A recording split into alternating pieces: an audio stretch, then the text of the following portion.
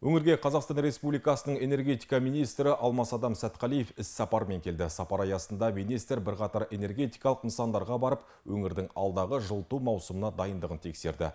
Бұдан бөлек сапар аясында облыс тұрғындарымен кездесіп, азаматтарды жеке қабылдады.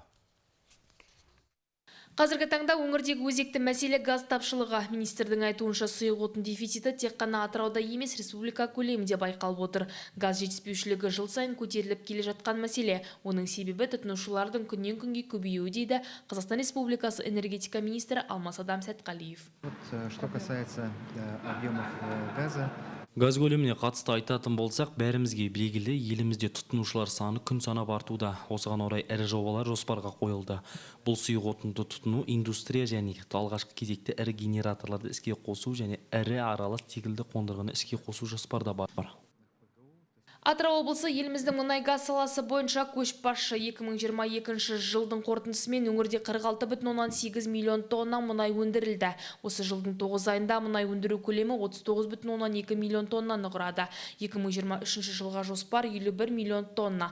Қазіргі уақытта еліміздің 3 негізгі кен орнында ірі жобалар іске асырылуда. Теңіз кен орнында келешек кеңейту жобасы іске асырылып жатыр. 2024 жылы ұңғыма ернеуінің қысымын басқару жобасын аяқтау жоспарда. Бұл мұнай өндіруді жылына 12 миллион тоннаға ұлғайтуға мүмкіндік береді. Біздер цифрмен емес, по факту айтамыз. Сіз цифрмен айтыватсыз, бәрі дұрыс болады. Экономикамызды көтеру керек, мұнайды өндіру керек, миллион тонна өндіруіміз керек. Дұрыс. Біз қарсы шықпаймыз. Бірақ экологияны ұмыттық, әлеуметтік мәселені ұмыттық. Шынын айтайын. Тұрғындар өз сауалдары бойынша тұшымды жауап алып, өтініш арыздарын жазбаша түрде қалдырды. Министр тұрғындармен кері байланыс жасап, туындаған мәселені шешу жолдарын айтты. Гаухар Нұрлыбекқызы, Тілек Абылғұмаров, жаңалық қызметі.